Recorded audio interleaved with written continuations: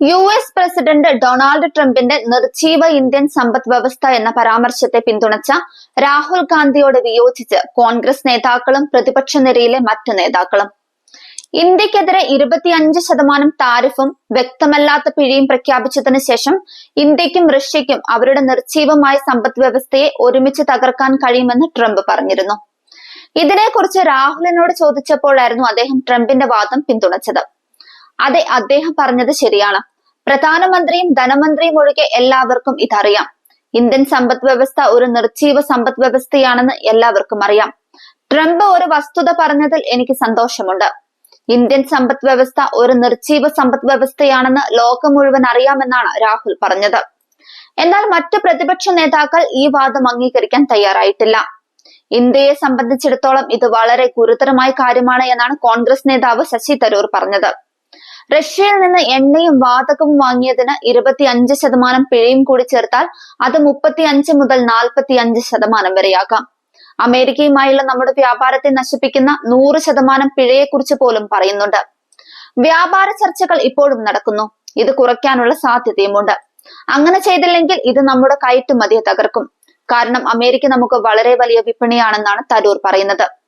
അമേരിക്കയുടെ ആവശ്യങ്ങൾ പൂർണ്ണമായും യുക്തിരഹിതമാണെങ്കിൽ ഇന്ത്യക്ക് ചെറുക്കാൻ എല്ലാ അവകാശമുണ്ടെന്നും തരൂർ കൂട്ടിച്ചേർത്തു. അമേരിക്ക നമ്മുടെ ആവശ്യങ്ങളും മനസ്സിലാക്കണം. അമേരിക്കയ്ക്ക് മേലുള്ള നമ്മുടെ തീരുവകൾ അത്ര യുക്തിരഹിതമല്ല. ഇത് ഏകദേശം 17%. അമേരിക്കൻ ഉൽപ്പന്നങ്ങൾക്ക് ഇന്ത്യൻ വിപണിയിൽ വിൽക്കാൻ മത്സരാധിഷ്ഠിതമായി വില നിശ്ചയിക്കുന്നില്ല എന്നും അദ്ദേഹം പറഞ്ഞു. നിർജീവ ഇന്ത്യൻ സമ്പദ് വ്യവസ്ഥ എന്ന ട്രംപിന്റെ പരാമർശത്തെ കോൺഗ്രസ് എംപി രാജീവ് ശുക്ലയും വിമർശിച്ചു. ഇന്ത്യൻ സമ്പദ് വ്യവസ്ഥ മരിച്ചിട്ടില്ല. PV നരസിംഹറാവുവും മൻമോഹൻ സിംഗും ഉണ്ടായിരുന്നപ്പോൾ സാമ്പത്തിക പരിഷ്കാരങ്ങൾ കൊണ്ടുവന്നു. അടൽ ബിഹാരി വാജ്പേയി ആ പരിഷ്കാരങ്ങൾ മുന്നോട്ട് കൊണ്ടുപോയി. 10 വർഷത്തിനുള്ളിൽ മൻമോഹൻ സിംഗ് അത് ശക്തിപ്പെടുത്തി. നിലവിലെ സർക്കാരും അതിൽ പ്രവർത്തിച്ചിട്ടുണ്ടെന്നാണ് അദ്ദേഹം പറഞ്ഞത്. ഇന്ത്യയുടെ സാമ്പത്തിക സ്ഥിതി ഒട്ടും ദുർബലമല്ലെന്നും ശുക്ല പറഞ്ഞു. നമ്മെ സാമ്പത്തികമായി ഇല്ലാതാക്കാൻ കഴിയുമെന്ന് ആരെങ്കിലും അവകാശപ്പെടുന്നുണ്ടെങ്കിൽ അതൊരു തെറ്റിദ്ധാരണ മൂലമാകാം എന്നും അദ്ദേഹം കൂട്ടിച്ചേർത്തു. ട്രംപ് ഒരു മിഥ്യാധാരണയിൽ ജീവിക്കുകയാണെന്നും താരിഫ് ചുമത്തുന്നത് തെറ്റാണെന്നും അദ്ദേഹം കൂട്ടിച്ചേർത്തു. കോൺഗ്രസ് എംപി ഇമ്രാൻ മസൂദും ട്രംപിനെതിരെ രംഗത്തെത്തി. ട്രംപിനെ കുറിച്ച് ഒരു വാക്ക് പോലും പറയാൻ ഈ സർക്കാർ തയ്യാറല്ല. നമ്മൾ അമേരിക്കയുടെ അടിമകളായി മാറിയോ? അമേരിക്ക എല്ലാ ദിവസവും നമ്മെ ഭീഷണിപ്പെടുത്തുകയാണ്. ഡൊണാൾഡ് ട്രംപ് ഇന്ന് പറഞ്ഞത് വളരെ പ്രതിഷേധാർഹമാണ്.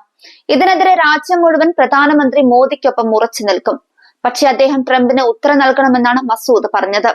ഇന്ത്യൻ സമ്പദ് വ്യവസ്ഥയെക്കുറിച്ചുള്ള ട്രംപിന്റെ പരാമർശം അദ്ദേഹത്തിന്റെ അഹങ്കാരത്തെയും അജ്ഞതയെയും വെളിവാക്കുന്നുവെന്ന് ശിവസേന നേതാവ് പ്രിയങ്ക ചതുർവേദി വിമർശിച്ചു.